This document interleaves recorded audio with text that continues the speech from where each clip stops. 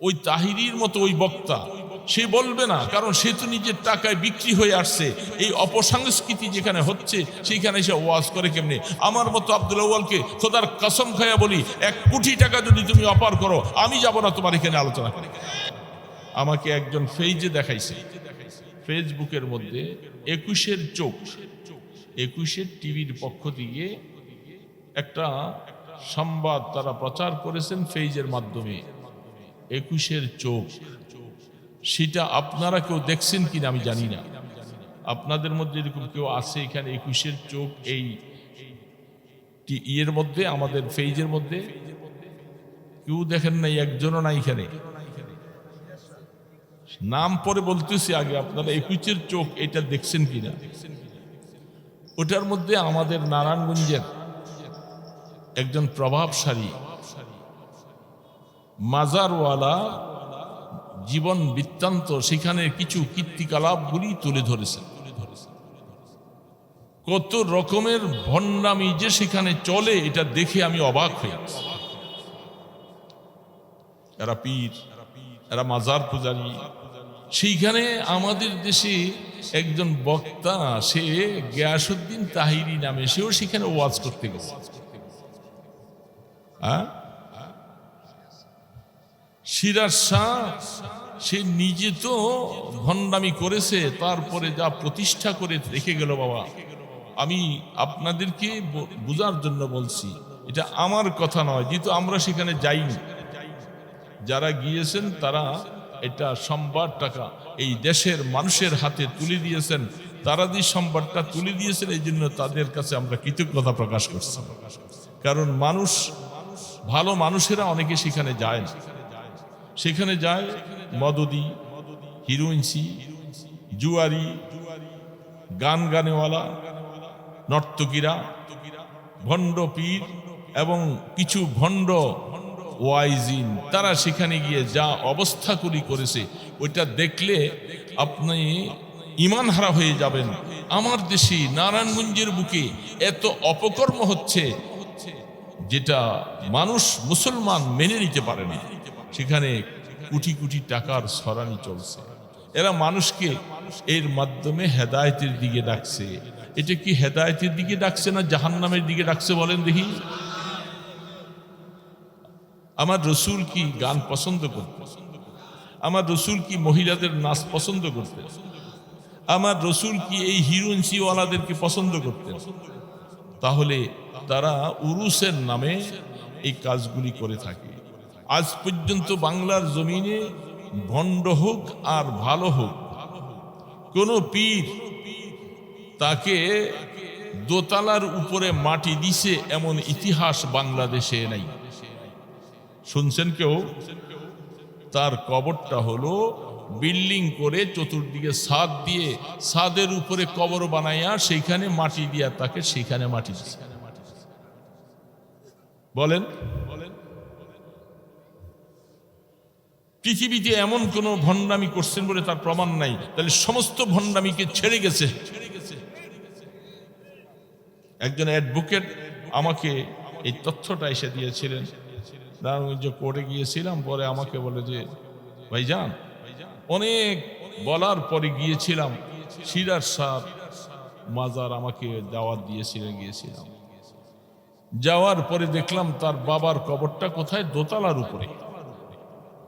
আমি আশ্চর্য হয়ে গেলাম, একটা মানুষের কবর দোতলার উপরে, সেইখানে কবর পাকা করে কিছু মাটি দিয়া সেখানে তাকে রেখে দিয়েছে। তার ভক্তরা নিচের মধ্যে সেজদা দেয়, তাওয়াফ করে, দোতলার মধ্যে চতুর্দিক থেকে তার কবরের পাশে ঘুরে ঘুরে তাওয়াফ করে। আফসোস লাগে, এই দেশের লক্ষ লক্ষ মুসলিম জনতা নারায়ণগঞ্জের আশপাশে, তারা এগুলি চোখে দেখিয়ে সেখানে যারা অর্থ ছড়াছড়ি করছে, যারা সেখানে যাচ্ছে উরুসের নাম দিয়ে, তাদের ঈমানটুকু আছে কিনা আমার সন্দেহ লাগছে।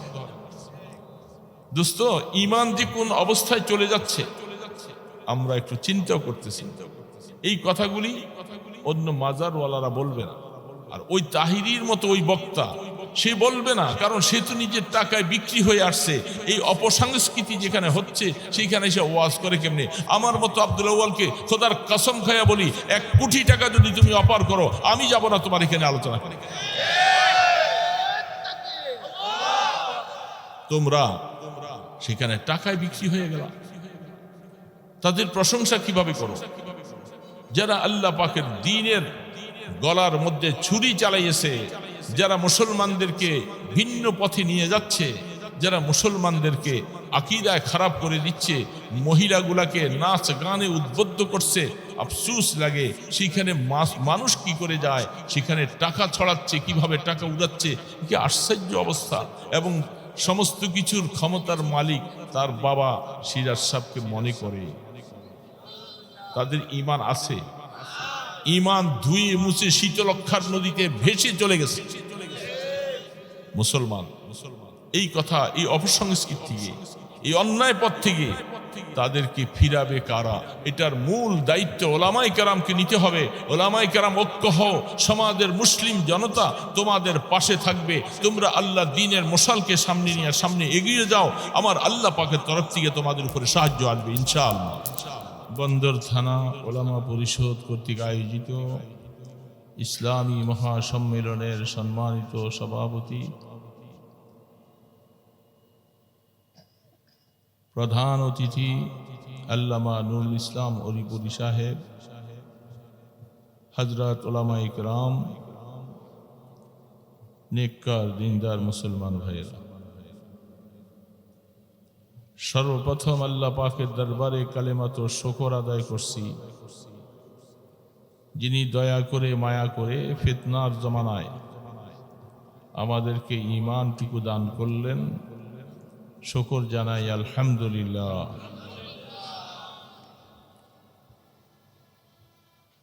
মানুষ যতদিন পর্যন্ত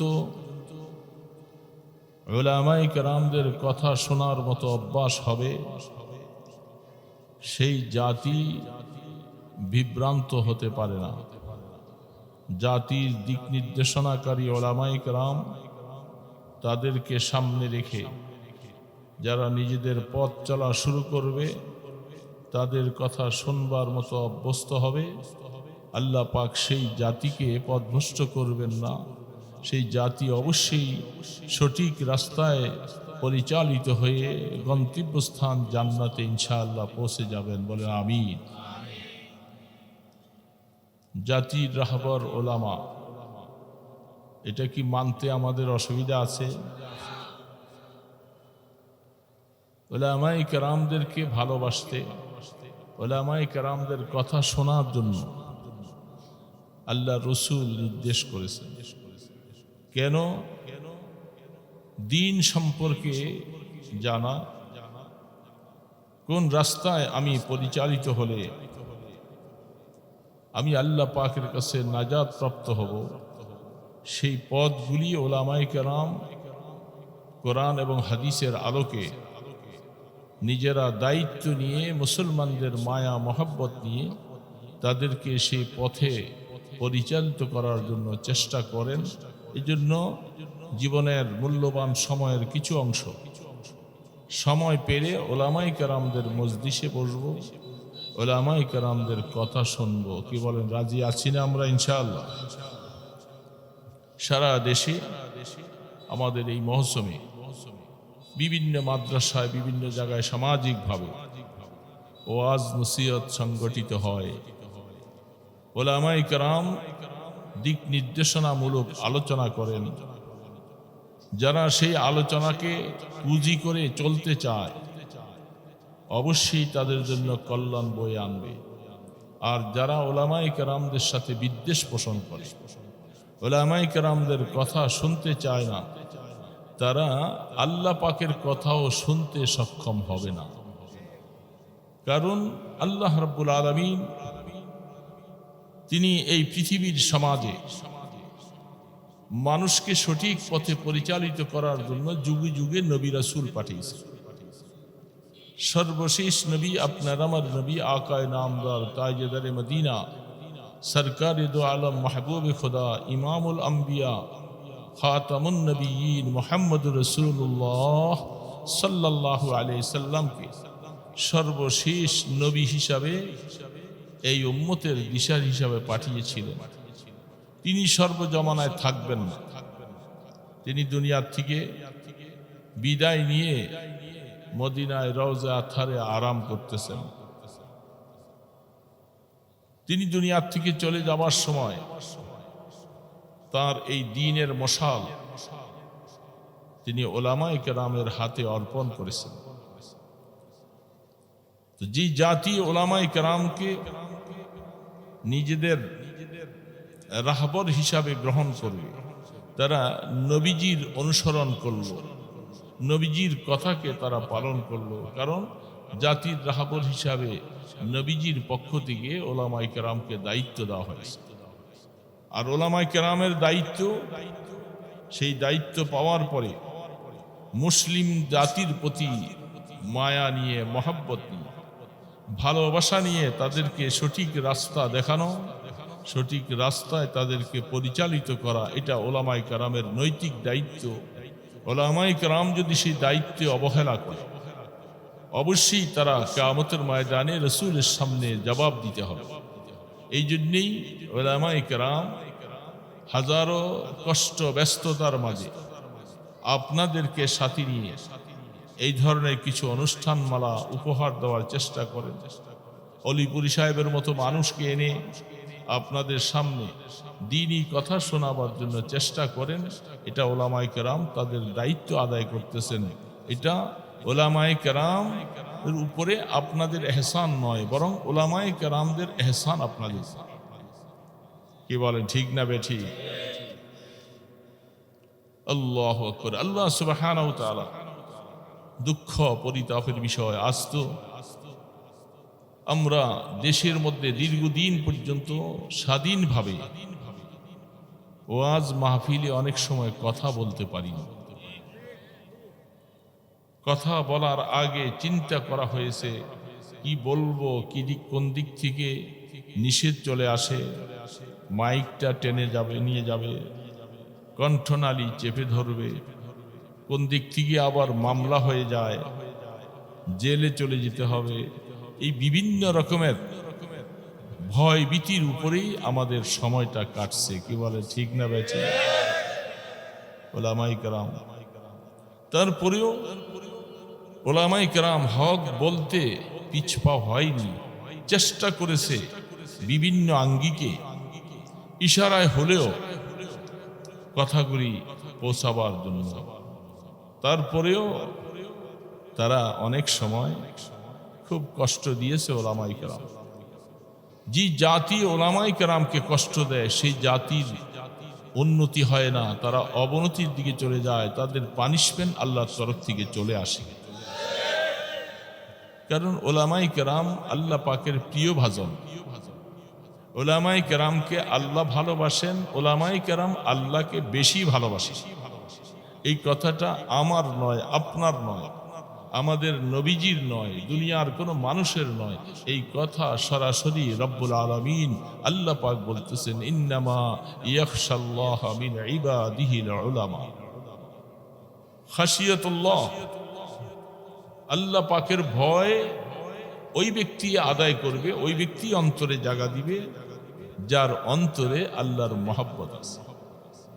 যে সন্তান তার মাকে মহব্বত করে, বাবাকে মহব্বত করে, সেই বাবার কথার একটু উল্টা হলে মাঝে মধ্যে ভয়ও করে, শাস্তি দেয় কিনা, আব্বা রাগ করে কিনা, মা আমার উপরে নারাজ হয়ে যায় কিনা, এই জন্য একটু ভয়ও থাকে। মা বাবার ব্যাপারে কিছু খাসিয়ত থাকে, কিন্তু মা বাবাকে মহব্বতও অনেক বেশি করে। ঠিক না বেঠিক?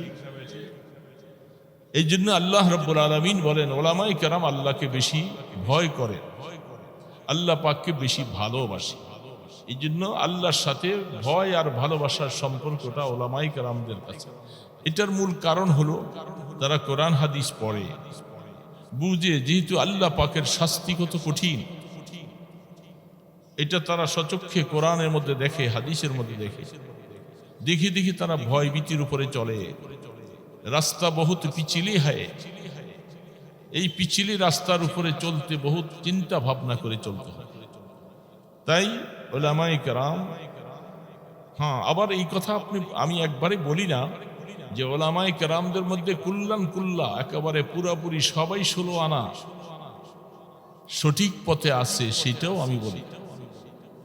উলামায়ে কেরামদের মধ্যে আবার পথভ্রষ্টতার রাস্তা বেছে নেওয়ার মতো অনেক ওলামা আছে না নাই? তাদেরকে ওলামায়ে সু বলা হয়।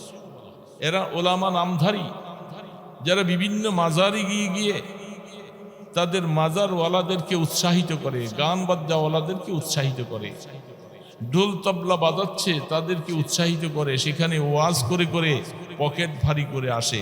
এরা ওলামা নয়, এরা ওলামা নামের কলঙ্ক। কয়েকদিন আগে আমাকে একজন ফেইজে দেখাইছে, ফেসবুকের মধ্যে 21-এর চোখ, 21-এর টিভির পক্ষ থেকে একটা সংবাদ তারা প্রচার করেছেন ফেইজের মাধ্যমে, 21-এর চোখ। সেটা আপনারা কেউ দেখছেন কিনা আমি জানি না। আপনাদের মধ্যে এরকম কেউ আছে এখানে 21-এর চোখ এই ইয়ের মধ্যে, আমাদের ফেইজের মধ্যে কেউ দেখেন নাই? একজনও নাই এখানে। নাম পরে বলতেছি, আগে আপনারা 21-এর চোখ এটা দেখছেন কিনা। ওটার মধ্যে আমাদের নারায়ণগঞ্জের একজন প্রভাবশালী মাজারওয়ালা জীবন বৃত্তান্ত, সেখানে কিছু কীর্তিকলাপগুলি তুলে ধরেছেন। কত রকমের ভণ্ডামি যে সেখানে চলে, এটা দেখে আমি অবাক হয়ে গেছি। এরা পীর, এরা মাজার পূজারী। সেইখানে আমাদের দেশে একজন বক্তা, সে গিয়াসউদ্দিন তাহিরি নামে, সেও সেখানে ওয়াজ করতে গেছে। সিরাজ শাহ সে নিজে তো ভণ্ডামি করেছে, তারপরে যা প্রতিষ্ঠা করে রেখে গেল বাবা, আমি আপনাদেরকে বোঝার জন্য বলছি, এটা আমার কথা নয়, যেহেতু আমরা সেখানে যাইনি। যারা গিয়েছেন তারা এটা সংবাদটাকা এই দেশের মানুষের হাতে তুলে দিয়েছেন, তারা যে সংবাদটা তুলে দিয়েছেন, এই জন্য তাদের কাছে আমরা কৃতজ্ঞতা প্রকাশ করছি। কারণ মানুষ, ভালো মানুষেরা অনেকে সেখানে যায় না, সেখানে যায় মদদি, হিরোইনসি, জুয়ারি, গানেওয়ালা, নর্তকীরা, ভণ্ড পীর এবং কিছু ভণ্ড ওয়াইজিন, তারা সেখানে গিয়ে যা অবস্থাগুলি করেছে, ওইটা দেখলে আপনি ঈমান হারা হয়ে যাবেন। আমার দেশে নারায়ণগঞ্জের বুকে এত অপকর্ম হচ্ছে যেটা মানুষ, মুসলমান মেনে নিতে পারে না। সেখানে কোটি কোটি টাকার সরানি চলছে। এরা মানুষকে এর মাধ্যমে হেদায়েতের দিকে ডাকছে। এটা কি হেদায়েতের দিকে ডাকছে না জাহান্নামের দিকে ডাকছে বলেন দেখি? আমার রসুল কি গান পছন্দ করতেন? আমার রসুল কি মহিলাদের নাচ পছন্দ করতেন? আমার রসুল কি এই হিরোইনসিওয়ালাদেরকে পছন্দ করতেন? তাহলে তারা উরুসের নামে এই কাজগুলি করে থাকে।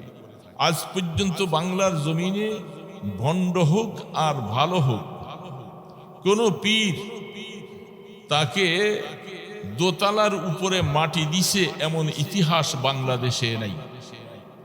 শুনছেন কেউ? তার কবরটা হলো বিল্ডিং করে চতুর্দিকে ছাদ দিয়ে, ছাদের উপরে কবর বানাইয়া সেইখানে মাটি দিয়া তাকে সেইখানে মাটি দিছে। বলেন, পৃথিবীতে এমন কোন ভণ্ডামি করছেন বলে তার প্রমাণ নাই। তাহলে সমস্ত ভণ্ডামিকে ছেড়ে গেছে। একজন অ্যাডভোকেট আমাকে এই তথ্যটা এসে দিয়েছিলেন। নারায়ণগঞ্জ কোর্টে গিয়েছিলাম, পরে আমাকে বলে যে ভাইজান, অনেক বলার পরে গিয়েছিলাম, সিরাজ শাহ মাজার আমাকে দাওয়াত দিয়েছিলেন, গিয়েছিলাম। যাওয়ার পরে দেখলাম তার বাবার কবরটা কোথায়? দোতলার উপরে। আমি আশ্চর্য হয়ে গেলাম, একটা মানুষের কবর দোতলার উপরে, সেইখানে কবর পাকা করে কিছু মাটি দিয়া সেখানে তাকে রেখে গেছে।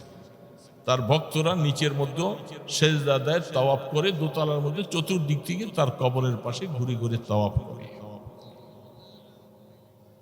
আফসোস লাগে এই দেশের লক্ষ লক্ষ মুসলিম জনতা নারায়ণগঞ্জের আশপাশে তারা এগুলি চোখে দেখিয়ে সেখানে যারা অর্থ ছড়াছড়ি করছে, যারা সেখানে যাচ্ছে উরুসের নাম দিয়ে, তাদের ঈমানটুকু আছে কিনা আমার সন্দেহ লাগছে। দোস্ত, ঈমান যে কোন অবস্থায় চলে যাচ্ছে আমরা একটু চিন্তাও করতেছি। এই কথাগুলি অন্য মাজারওয়ালারা বলবে না, আর ওই তাহিরির মতো ওই বক্তা সে বলবে না, কারণ সে তো নিজের টাকায় বিক্রি হয়ে আসছে। এই অপসংস্কৃতি যেখানে হচ্ছে সেখানে সে ওয়াজ করে কেমনে? আমার মতো আব্দুল আউয়ালকে খোদার কসম খায়া বলি, 1 কোটি টাকা যদি তুমি অপার করো আমি যাব না তোমার এখানে আলোচনা করে। তোমরা সেখানে টাকায় বিক্রি হয়ে গেল, তাদের প্রশংসা কিভাবে করো? যারা আল্লাহ পাকের দ্বীনের গলার মধ্যে ছুরি চালাইয়েছে, যারা মুসলমানদেরকে ভিন্ন পথে নিয়ে যাচ্ছে, যারা মুসলমানদেরকে আকীদায় খারাপ করে দিচ্ছে, মহিলাগুলাকে নাচ গানে উদ্বুদ্ধ করছে, আফসোস লাগে সেখানে মানুষ কি করে যায়, সেখানে টাকা ছড়াচ্ছে, কিভাবে টাকা উড়াচ্ছে, কি আশ্চর্য অবস্থা। এবং সমস্ত কিছুর ক্ষমতার মালিক তার বাবা সিরাজ সাহেবকে মনে করে তাদের ঈমান আছে। ঈমান ধুয়ে মুছে শীতলক্ষার নদীতে ভেসে চলে গেছে মুসলমান। এই কথা, এই অপসংস্কৃতি থেকে, এই অন্যায় পথ থেকে তাদেরকে ফিরাবে কারা? এটার মূল দায়িত্ব ওলামায়ে কেরামকে নিতে হবে। ওলামায়ে কেরাম ঐক্য হও, সমাজের মুসলিম জনতা তোমাদের পাশে থাকবে। তোমরা আল্লাহ দ্বীনের মশালকে সামনে নিয়ে সামনে এগিয়ে যাও, আমার আল্লাহ পাকের তরফ থেকে তোমাদের উপরে সাহায্য আসবে ইনশাআল্লাহ। আল্লাহ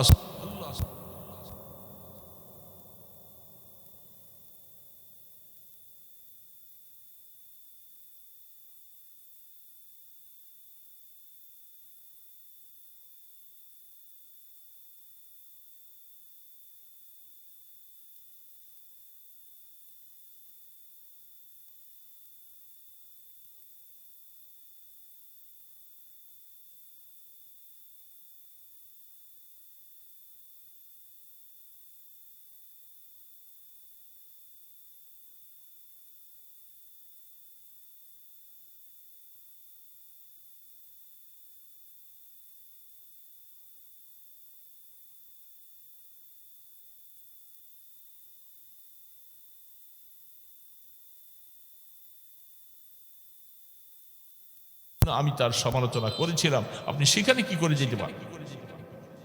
যেন আমি খারাপ হয়ে গেছি, সে অন্যায় করে, সে সব কিছু করেছে, এগুলি বলতাম তো বলছি। আজকে তো আল্লাহ পাকের মেহেরবানি, তোমার দাম্ভিজ্যতা, তোমার লম্বা লম্বা কথা আমার আল্লাহ পাক এটা কুদরতের দ্বারা স্থমিত করে দিয়েছে, যা তুমি সমাজে বের হওয়ার মতো সাহস পাও না। তুমি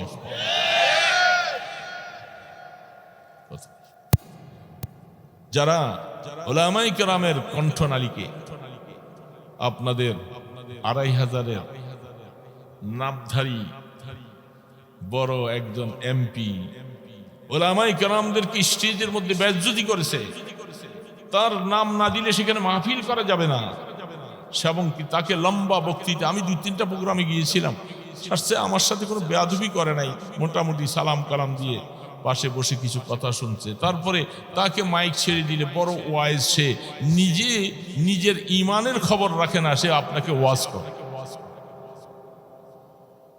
দুঃখ লাগে যেই লোকটার গালের মধ্যে দাড়ি নেই। আপনারা বলেন এখানে অনেক দাড়ি ছাড়া মুসলমান আছে, নাই বলে আমি তা বলি না। যারা সবসময় দাড়ি কামায় তাদেরকে কবিরা গুনাহ বলা হয়। এই কাজটা দাড়ি কামানো সুন্নত, কি বলেন? দাড়ি কামানো কবিরা গুনাহ। সবসময় কবিরা গুনাহ যারা করছে, মুরতাকিবে কবিরা গুনাহ যারা করে তাদেরকে ফাসিক বলে। যারা ফাসিকের প্রশংসা করে, ইহতাজ্জা আরশুর রহমান, আল্লাহ পাকের আরশ পর্যন্ত থরথর করে কাঁপে যে একটা ফাসিকের প্রশংসা কেমন করে করলাম। তো এত বড় ফাসিক হইয়া মাইক হাতে নিয়া আপনাদের সামনে লম্বা বক্তৃতা করতে থাকে, মানুষগুলিও শুনে কি করবে? উনি এখন বড় পদের মধ্যে আছে, মানুষ মনে চায় না যে উঠে যেতে, উঠে গেল তাকে আবার বসিয়ে দেয় ধমক দিয়া। তার কথা শুনতে হবে, ফাসিকের কথা শুনতে হবে। ওলামাই কেরামদের সাথে দুর্ব্যবহার করেছো, আজকাল তুমি কোথায়? ওলামাই কেরাম ইনশাআল্লাহ তার জমিনে আছে, তার জেলায় আছে, তার থানায় আছে, কিন্তু তুমি কোথায়?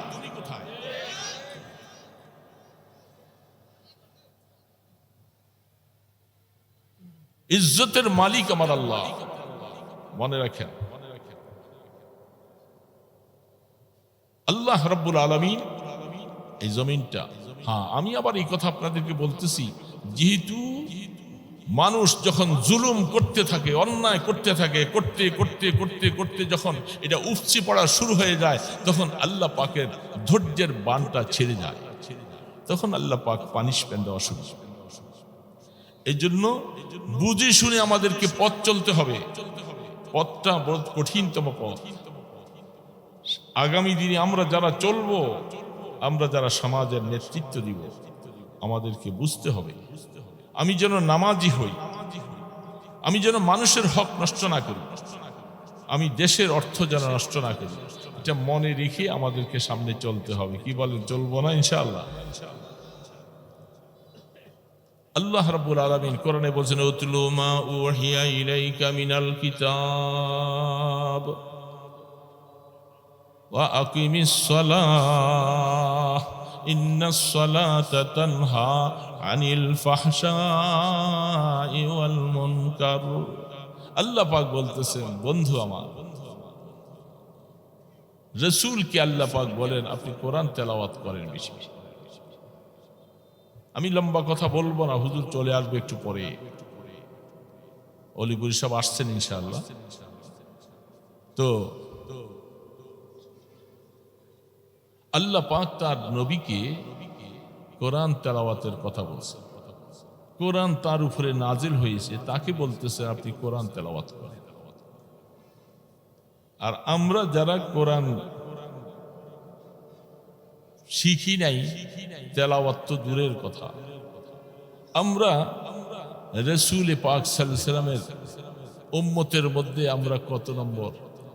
আমরা কোরআন তেলাওয়াত করি না, এমনকি কোরআন বুঝিও না। দুইটার কারণে আমাদের ভিতরটা অন্ধকার হয়ে আছে। আমরা অনেক ক্ষেত্রে হক আর বাতিল নির্ণয় করতে পারি না, তখন বাতিলরা আমাদেরকে যেদিকে ধরে টানে আমরা সেদিকে চলে যাই। আরে আপনারা আগে আসেন না, এসে বিরক্ত।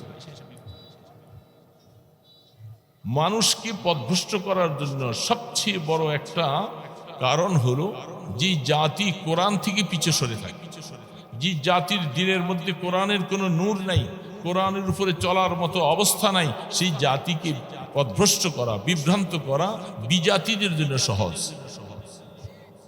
দুঃখ পরিতাপের বিষয় শোনেন, পরশুদিন না গতকাল রাজশাহী থেকে সফর করে আসছে। সেখানে অনেক বড় মাদ্রাসা, বাংলাদেশের বৃহত্তম মাদ্রাসা। সেখানে একজন মুহাদ্দিস সাহেব বলেন, হুজুর আমাদের এই দিকে, ওই দিকটা তো এনজিওদের অনেক বেশি প্রভাব, তারা কিভাবে মানুষকে খ্রিস্টান বানাবার চেষ্টা করছে। তিনি আমাকে একটা কারগুজারি শোনালেন, বলে যে আমাদের একজন আলেম মানুষ, উনি কিছু এলেম শিখেছে, তার স্ত্রী গর্ভবতী, হামেলা, সন্তান হবে। তার কাছে গিয়ে প্রস্তাব দিছে, আপনার এই সন্তানটা মায়ের পেটে আছে, এই সন্তানটা এখন থেকে নিয়ে প্রসব হওয়া পর্যন্ত, সিজার হোক যা কিছু করা লাগে, এমনকি সে মায়ের দুধ পান করা ছাড়া পর্যন্ত তার যাবতীয় দায়ভার আমরা নিয়ে যাব, আপনি কোনো টেনশন করতে হবে। তুই আলেম ভাই, সে তার ওস্তাদের কাছে এসে জিজ্ঞাসা করলো, হুজুর আমি কি করতে পারি এই অবস্থায়? পরে হুজুর বললেন, আমি তাকে বললাম, তুমি একজন আলেম হয়ে আমার কাছে এই কথাটা জিজ্ঞাসা করতে আসো? মায়ের পেটের থেকে তারা ষড়যন্ত্র শুরু করেছে, একটা সন্তান মায়ের পেটে, সেখান থেকে দুনিয়াতে আসবে, আসার পরে কি করবে, সেখান থেকে তারা এইভাবে তার পিছন ধরে আছে। দুনিয়াতে আসবে, আর একটু বড় হবে, কিছু কথা শিখবে, লেখালেখি শুরু করবে, সেখানে তাদের অধীনস্থ নিয়ে যাচ্ছে। আল ইনসানু আব্দুল ইহসান, মানুষ তো স্বাভাবিক যে এহসান করে তার গোলাম হয়ে যায়, তার দাস হয়ে যায়। এই লোকটা সেখান থেকে তারা তাদের ভরণ পোষণ, তার খোঁজখবর, চিকিৎসা, যাবতীয় কিছুর দায়িত্ব নিচ্ছে। শুধু এমনি এই সূত্র ধরে আস্তে আস্তে করে তারা সেখানে খ্রিস্টবাদকে প্রতিষ্ঠা করছে। দুইজন আলেম নামধারী পেয়েছি, তারা মসজিদে ইমামতি করে সেখানে ওই এলাকায়। তারা অনেক দিন পরে লেখাপড়া শেষ করে টাকার কাছে তারা বিক্রি হয়ে তারা খ্রিস্ট ধর্মের প্রচার করছে, ইমামতিও করছে, মাদ্রাসায় পড়াচ্ছে, তাদের ছাত্রদেরকে খ্রিস্টান বানাচ্ছে। দোস্ত, কোথায় যাবে? কত রকমের ফিতনা চলছে। আল্লাহ রসুল যে বারবার বলেছেন, তোমরা এই শেষ জামানায় তোমাদের সামনে ঈমানটুকু তোমরা ধরে রাখা তোমাদের জন্য কষ্টকর হবে। যেই জাতি কোন হক্কানি ওলামায়ে কেরামকে নিজের রাহবার না বানাবে, নিজের বুদ্ধিদাতা, পরামর্শদাতা এবং বন্ধু হিসাবে না বানাবে, তাকে যেই কোনো সময় পেনাল্টি শট দিয়ে তাকে হেদায়েতের রাস্তা থেকে পিছলাইয়া তাকে দূরে সরাই ফেলে। দোস্ত, নিজকে অনেক সময় আমরা মনে করি আমি অনেক বুঝি। আসলে সমস্ত বুঝ একাকার হয়ে যাবে কোরআন এবং হাদিসের বুঝের কাছে। কোরআন এবং হাদিস যদি সামনে না থাকে, আপনার আকল দিয়ে আপনি সঠিক রাস্তায় পৌঁছতে পারবেন। এই জন্য আল্লাহ পাক বলতেছে, উতলু মা উহিয়া ইলাইকা মিনাল কিতাব। হে আমার বন্ধু, আপনি কোরআন তেলাওয়াত বেশি। রসুল কি নাউজুবিল্লাহ পথভ্রষ্ট হওয়ার কোনো আশঙ্কা ছিল? আল্লাহ রসুলকে কোরআন তেলাওয়াত করতে এত বলেন। আরো অন্যান্য জায়গার মধ্যে আর অনেক আয়াতের মধ্যে আছে। আল্লাহ রসুল কি বলে উম্মতকে শিখানো হচ্ছে, উম্মত তোমাদের নবীকে যদি কোরআন তেলাওয়াতের জন্য আমি আল্লাহ এইভাবে যদি বলতে পারি, তোমরা সেই নবীর উম্মত হইয়া তুমি কোরআনকে কত বেশি আঁকড়িয়ে হওয়া দরকার ছিল। কোরআন তেলাওয়াত করার দ্বারা দিলের মরিচা দূর হয়ে যায়, তোমাকে পথভ্রষ্ট করা কঠিন হয়ে যাবে। এই জন্য হক আর বাতিল নির্ণয় করা তোমার কাছে সহজ হবে, যেহেতু আল্লাহ রসুলকে কোরআন তেলাওয়াত করতে আল্লাহ জন্য। 2 নম্বর কথার আমি ব্যাখ্যা গেলাম না, সময় খুব কম, হুজুর খুব শীঘ্রই চলে আসবেন। 2 নম্বর কথাটা আল্লাহ পাক বলেছেন আকিমিস সালাহ, নামাজ কায়েম। আমাদের দেশে এখন আহলে কোরআন নামে একটা ভণ্ড দল বাইরেছে, নাম শুনছেন আপনারা? বাহ, কি আজীব নাম দিছে আহলে কোরআন। দেখছেন, যারা কোরআনকে জবাই করে, কোরআনের বিরুদ্ধাচরণ করে, ইমানদারকে কোরআন থেকে সরিয়ে দেয়, তারা তাদের নাম ধারণ করছে আহলে কোরআন। আহলে কোরআন নাম দিয়ে তাদের অনুসারী অনেক বড় বড় শিক্ষিতগুলি এখন তাদের অনুসারী হচ্ছে। যারা তারা বলতেছে কোরআনে কোথায়ও নামাজ পড়ার কথা আল্লাহ বলে নাই, কেউ দেখাতে পারবে না, বলে নাউজুবিল্লাহ মিন যালিক। উত্তরবঙ্গে সফরে গিয়েছিলাম, সেখানে উত্তরবঙ্গ এটা পশ্চিমবঙ্গ বলা হয়, উত্তরবঙ্গ থেকে আজকে আসছি যে সেটা লালমনিরহাট থেকে। সেখানেও খ্রিস্টবাদদের যে কি তাদের তৎপরতা, সে আহলে কোরআনরা বলতেছে কোরআনের মধ্যে কোথায়ও কেউ দেখাতে পারবে না নামাজ পড়ার কথা। কোরআনের মধ্যে যে সলা শব্দটা ব্যবহার করেছে, তারা তার অর্থ বলতেছে সলা শব্দের অর্থ হচ্ছে দোয়া। এটা আমরাও বলি, সালাতের 4টা অর্থ কোরআন শরীফে আছে। আল্লাহ পাক 4টা অর্থের মধ্যে একটা নামাজ, একটা দোয়া, একটা দুরূদ শরীফ, একটা ইস্তিগফার, বিভিন্ন অর্থ ব্যবহার করা হয়। তারা গবেষণা করে বের করেছে সালাতের অর্থ হলো দোয়া। যেহেতু নামাজ পড়ার কথা কোরআনে কোথাও নাই, সব জায়গার মধ্যে দোয়া করতে বলছে, এই জন্য আমরা নামাজ পড়ি না, আমরা সবসময় দোয়া করি। তো যারা নামাজ পড়ে না আমাদের সমাজের মধ্যে, এই ধরনের মানুষের সংখ্যা খুব কম। কি বলেন? হ্যাঁ, নামাজ যারা পড়ে না এদের সংখ্যা বেশি। তো তারা তো এরকম একজন মানুষ যদি পায়, ফতুয়াওয়ালা যদি পাওয়া যায়, তারা তো পোয়া বারো খুশিতে আটখান হয়ে যাবে। যেহেতু নামাজ পড়া লাগবে না, নামাজ পড়তে হলে অজু করা লাগবে, পবিত্রতা অর্জন করতে হবে, অনেক কিছু করা লাগবে। এখন আমার নামাজ পড়া লাগবে না, আমি একটু বসে বসে দোয়া করলাম, বাস নামাজ হক আদায় হয়ে গেল না। যেহেতু কোরআনের মধ্যে আকিমিস সালাত যেটা বলছেন, এখানে সালাতের অর্থ হলো দোয়া। এই জন্য তাদের সাথে তাদের অনুসারী বহু মানুষ এগুলি সব মোরতাদ হয়ে গেছে, ঈমান হারা করে তারা এখন নামাজ ছেড়ে দিয়েছে। বলে নাউজুবিল্লাহ মিন যালিক। এদের নাম হলো আহলে কোরআন। এদের নাম কি? বড় আফসোস লাগে, কোরআনকে জবাই করে তাদের নাম আহলে কোরআন। আমাদের অনেক সময় ভাষায় বলা হয়, যার মধ্যে রস নাই তাকে বলে আনারস, রসে ভর্তি তারে কি বলে? আনারস। দানায় ভরা তাকে বলে বেদানা। যাদের কাছে কোরআন নাই তারা বলে আহলে কোরআন, যাদের কাছে সুন্নত নাই তারা নাম দিয়েছে আহলে সুন্নাত।